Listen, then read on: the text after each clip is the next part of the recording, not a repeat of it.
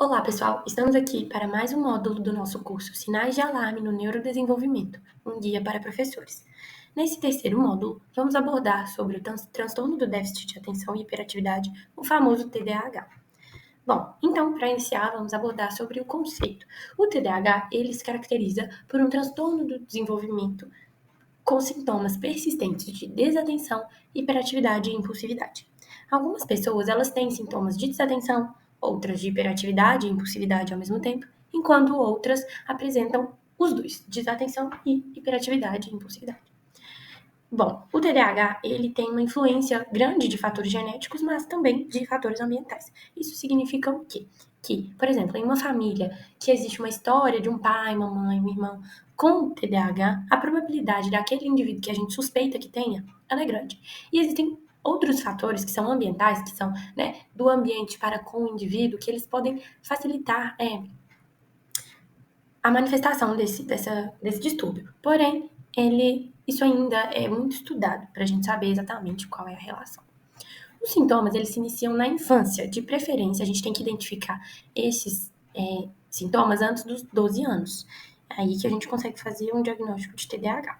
E eles devem se manifestar em pelo menos 2 contextos diferentes. Então, uma criança que apresenta sintomas de desatenção ou de impulsividade, hiperatividade na escola, a gente precisa saber conversar com os pais, conversar com, por exemplo, o professor de balé, o professor do futebol, em que esse comportamento ele precisa se repetir em outros lugares. Se a gente sabe que ele não acontece em outros lugares, a chance de ser TDAH é mínima. Repercussões importantes que interferem no funcionamento cognitivo, acadêmico, comportamental, emocional e social. Então, o TDAH ele pode impactar nas diversas esferas da vida desse indivíduo. No cognitivo, no acadêmico, é fácil de entender, porque se ele não consegue prestar atenção, se ele se distrai muito facilmente, ele não vai conseguir absorver as informações que a escola passa para ele, que a professora está ensinando. Ele vai acabar tendo um atraso, em relação aos outros colegas. Isso acaba gerando, por exemplo, um impacto social, porque ele se vê diferente dos outros colegas, ele se vê desmotivado, porque ele não consegue ter as notas dos outros colegas, ele tem um comportamento hiperativo, inquieto, que pode gerar, uma dificuldade de convivência das outras crianças com essa criança. Isso leva impacto emocional também. Então, na idade escolar, a prevalência do TDAH é de 9 a 15%. E ele é um dos transtornos do desenvolvimento mais comuns durante a infância. Então, por isso a gente tem que estar sempre atento, para a gente não deixar passar batido. Bom, os meninos, eles têm mais sintomas hiperativos e impulsivos do que as meninas, enquanto as meninas apresentam mais sintomas desatentos do que os meninos, por exemplo. Então, por muito tempo, se achava que precisava ter os dois tipos na mesma criança. Hoje a gente sabe que existem crianças que predominam mais um sintoma do que outro. E muitas vezes eles achavam que os meninos tinham mais do que as meninas, mas é porque muitas vezes passava batido, muitas vezes não era identificado, porque um sintoma de desatenção não é tão proeminente, incomoda menos, vamos assim dizer, do que um menino que é hiperativo, impulsivo, que faz bagunça, aquela criança difícil de lidar. Então, a gente precisa estar atento aos resultados educacionais negativos, como evasão escolar, faltas não justificadas e exclusão social. Não só no TDAH, claro, mas no TDAH ele pode gerar isso diretamente. Já que, como eu disse, as crianças têm uma dificuldade de aprendizagem. Então, elas acabam se sentindo desmotivadas, saem da escola, acham que aquilo não é para elas. Então, não tratar essas crianças, seja da maneira como for, não encaminhar para um especialista, pode levar a uma exclusão mesmo dessa criança, da sociedade, desse adolescente, enfim. Apesar dos desafios, como eu disse, um diagnóstico precoce ele é essencial para a gente evitar esses estigmas, essas marcas. Porque o fulano, ele não consegue prestar atenção. Ele não consegue aprender. Mas às vezes tem uma causa por trás. E isso favorece o entendimento do transtorno como um todo, tanto pelas pessoas que convivem, quanto pelo próprio portador da condição. Bom, alguns sinais e sintomas do tipo hiperativo impulsivo. Então, aquela criança inquieta, que conversa muito, tem dificuldade de seguir ordens, ele é desobediente, dificuldade em esperar turnos, interrupção ou intrusão em conversa de terceiros. Então, é aquela criança que está sempre ali, incomodando os colegas, incomodando a professora, não consegue prestar atenção por muito tempo em alguma coisa e já vai querer conversar e acaba distraindo outras crianças que estão no entorno. Tem uma dificuldade de seguir ordens porque querem estar andando, têm a necessidade de conversar, ficar inquieto mesmo, prestar atenção em outras coisas. E tem essa questão de dificuldade de esperar os turnos, dificuldade de esperar a vez de falar, ter que interromper a pessoa que está conversando com eles. Isso gera, como eu disse, né, vários impactos sociais para essa criança. No tipo desatento, é um tipo que é facilmente distraído por estímulos irrelevantes. Então, é aquela criança que facilmente presta atenção em outra coisa, que deveria ser menos interessante para outras pessoas, né? Parece estar sonhando acordado, parece não ouvir, mesmo quando abordado diretamente. Falha ao cumprir tarefas, dificuldade de organização, perde objetos necessários para as atividades. Então, parece que ele não ouve, porque ele não consegue prestar atenção no que você está falando. Parece estar pensando em outra coisa que aconteceu com ele, ou que vai acontecer, e parece totalmente desconectado daquele momento que está acontecendo ali. Tem a dificuldade de organização e de cumprir tarefas, uma vez que essa criança não consegue fazer uma coisa só por um grande período de tempo, né? Então, tem problema com prazos, não consegue organizar o objeto, perde objeto demais, porque não lembra onde colocou, não prestou atenção no que estava fazendo e acaba esquecendo mesmo. Então, os sinais de alerta, que é o foco do nosso curso, a gente vai observar aquela criança que tem dificuldade de conciliar os turnos. Ele quer fazer coisas que são de outros horários naquele horário, e aí vai ter essa questão da desobediência, a inquietação e irritabilidade, né? Hiperativo e impulsivo, não sabe receber ordens, seja por conta da impulsividade, ou seja, porque não prestou atenção no que foi exigido dele. Tarefas incompletas, a criança não consegue sentar, começar e terminar alguma coisa. Então, ela está sempre começando e deixando tudo pelas metades. Tem dificuldade escolar, como eu já disse, não consegue prestar atenção no professor, entender os exercícios. E os sintomas de desatenção e hiperatividade, eles também precisam ocorrer fora do ambiente escolar. Daí, a necessidade da gente estar sempre em contato com os pais, entendendo como que é aquela criança para além da sala de aula, para a gente saber orientar essa família da melhor maneira possível. Então, para o manejo do TDAH em sala de aula, nós criamos algumas dicas que podem facilitar a vida do professor e do portador do TDAH.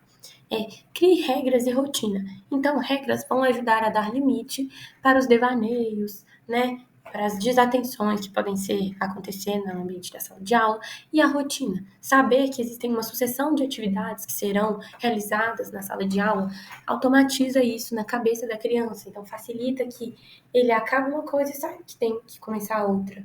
E repetir isso ao longo dos dias vai facilitar que ele continue fazendo essas coisas e não continue fazendo coisas que vêm na cabeça dele e distrações, né? Estimule e elogie. Muitas vezes esses alunos, eles são desestimulados porque eles não conseguem prestar atenção, eles são zombados pelos amigos. Então, esse estímulo, esses elogios, essas gratificações que a gente, enquanto professor, pode fazer estimular e elogiar, para a pessoa saber, para a criança entender que ela consegue fazer aquilo, que o TDAH não precisa ser um obstáculo a ponto de fazer parar as coisas da vida dele. É só uma dificuldade a mais, mas aí ela pode ser resolvida. Faça pausas regulares. Isso vai ajudar tanto na de baixo, que é dividir o trabalho em partes. Por quê? Muitas vezes essas crianças não conseguem fazer muitas coisas ou alguma coisa por um período muito longo de tempo. Então, as pausas, muitas vezes a gente pode pensar que estamos perdendo tempo, mas nós estamos, na verdade, ganhando tempo de estudo, porque às vezes essa criança não vai conseguir prestar atenção na metade da aula que vai seguir por ali. Se você fizer uma pausa, mudar o foco, falar sobre outra coisa, ir beber água, ir ao banheiro, vai fazer com que ele tenha esse tempo de relaxamento, o cérebro dele desligou, vai fazer outra coisa e volta a atenção. Então, é mais fácil para essas crianças prestarem atenção, seguirem um objetivo por um período curto, até ela cansar e abandonar. Então, antes que ela abandone, a gente consegue manejar isso para que ela consiga terminar o seu trabalho, as suas aulas, né? Facilita ter um objetivo claro e palpável na nossa frente. E seja empático, mas assertivo. Ser empático, entender o lado do outro é extremamente importante para ele perceber que ele não está sozinho, que ele é compreendido e que a gente sabe que não é porque ele quer que ele está fazendo isso, é porque ele tem um distúrbio, uma dificuldade mesmo. Mas é importante ser assertivo, dar ordens direcionadas, objetivas, sem ficar delongando, sem devaneios também, porque é assim que ele vai conseguir seguir aquela ordem. Não é passar a mão na cabeça da criança, como a gente costuma dizer, né? É realmente ser objetivo. Bom, então, como conclusão, o TDAH ele é caracterizado pela desatenção, hiperatividade e impulsividade e precisa começar na infância e pode persistir até a vida adulta. Pode ser que não, mas pode ser que sim. Então, para a gente entender o impacto dele, a importância de a gente estar falando sobre isso e capacitando professores para saber, desconfiar pelo menos, que pode ter alguma coisa de errado com aquela criança. Saber a hora de procurar um especialista é muito importante. A identificação precoce e o manejo adequado são essenciais para reduzir impactos acadêmicos, sociais e emocionais, como a gente já viu, a quantidade de consequências negativas para a vida dessa criança. Pais e educadores devem reconhecer os sinais e buscar intervenções pedagógicas e médicas. Então, não é que o educador e os pais eles vão fazer um diagnóstico, não é assim que funciona, mas saber a hora de encaminhar, saber a hora de procurar ajuda médica de um profissional especialista, ela é muito importante, porque mesmo que não seja, vai ajudar o indivíduo a entender por que está acontecendo, por que ele é diferente dos colegas, certo? Então, vamos falar um pouco agora sobre os mitos do TDAH. Bom, crianças com TDAH não são diferentes das demais. Nenhuma criança consegue ficar quieta ou prestar atenção por muito tempo seguido. Bom, é verdade que sim, as crianças elas estão aprendendo na escola a começar a ter um foco maior, desenvolver essas habilidades de prestar atenção, de ficar fazendo uma coisa só por um longo tempo. E é por isso que as crianças com TDAH se destacam, que apita alguma coisa na percepção das pessoas que elas percebem que é diferente das crianças sem o transtorno, né?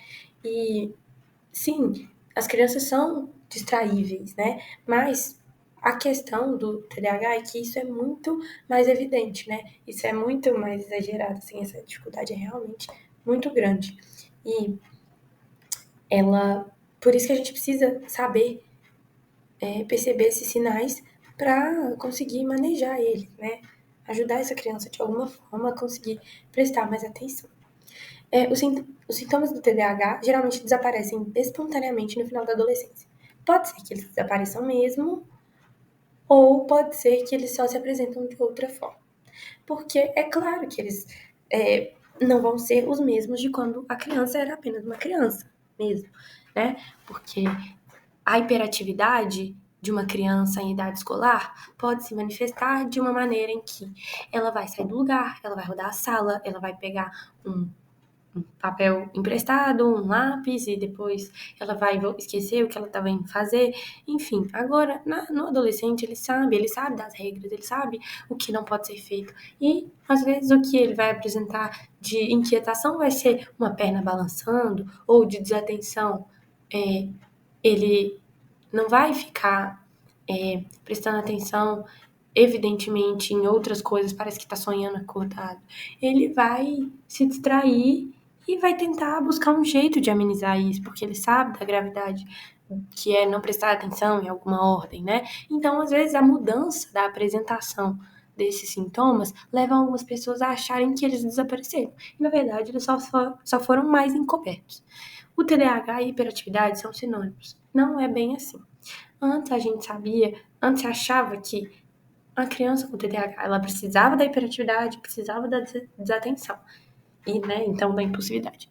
Mas, hoje em dia, a gente sabe que existem 3 tipos de TDAH. O TDAH hiperativo e impulsivo, o TDAH desatento e o TDAH desatento e hiperativo e impulsivo. Então, nós temos essas várias formas de apresentação. Então, não são sinônimos. Só que a hiperatividade, de fato, é o que a gente mais percebe quando uma criança diz que tem TDAH ou a gente desconfia que ela tem.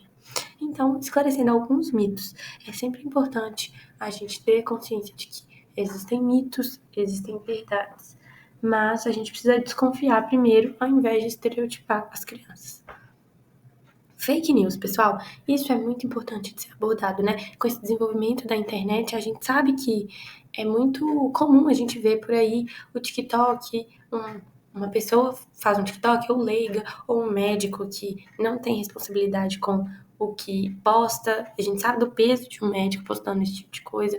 Não é simplesmente por um TikTok que você vai se diagnosticar com TDAH.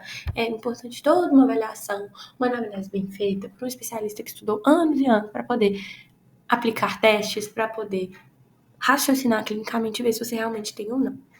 E, portanto, é muito comum que existam informações falsas. E isso é muito complicado, é muito triste, na verdade. Isso porque, às vezes, a gente quer... A internet é ótima para ser veiculada mais informações, para as pessoas desconfiarem mais, e irem aos especialistas e fazerem esse diagnóstico mais cedo, que às vezes pode passar batido.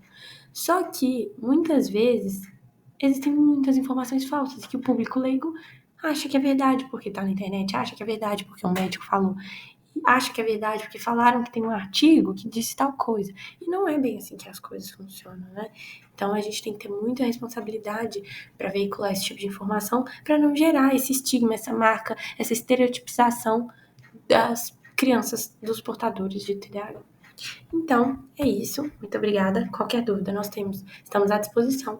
E nós temos as questões pré e pós-teste para vocês verem se vocês conseguiram aprender exatamente o conteúdo abordado.